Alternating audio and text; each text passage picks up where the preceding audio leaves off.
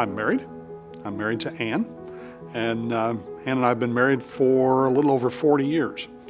I have two daughters who are both married, both live close, and I have 5 grandchildren that are the joy of my life. I have been a pastor for more than 25 years. I actually came into the ministry out of the business community, worked in business for several years and felt the call to ministry. I've pastored 2 churches. One of them was an established church that I came in as the executive pastor, and then after a few months actually became the lead pastor of that church. The second church that I was a part of was a church that I planted. I started that church with a handful of friends in reality, and we started that church in the cabana of an apartment complex, and we were there for about 4 weeks, and we outgrew that, moved into a school, and then God blessed, and the church grew from there.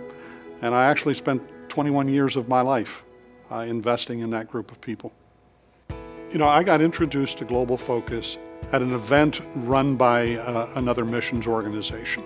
Went to the conference and didn't expect really to hear anything about Global Focus. Never heard of it before.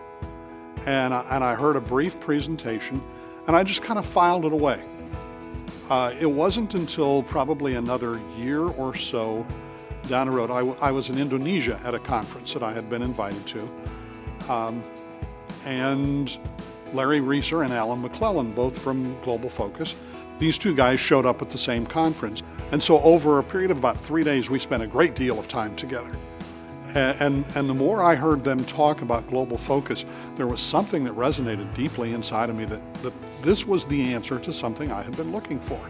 I'd been struggling with how to work out missions in the life of my church. I was deeply committed to the fact that my church needed to be a missionary, not just support missions, but that we needed to be a missionary. And I was struggling to make that work in the life of the local church. And as I listened, it sounded to me like that was more and more what they were helping churches do. And I left there and I went home and thought about it for a little bit, and I said, I've got to do this.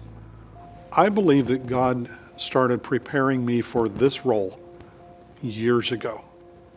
In my own personal ministry, He led me step by step into a greater understanding and a desire for missions.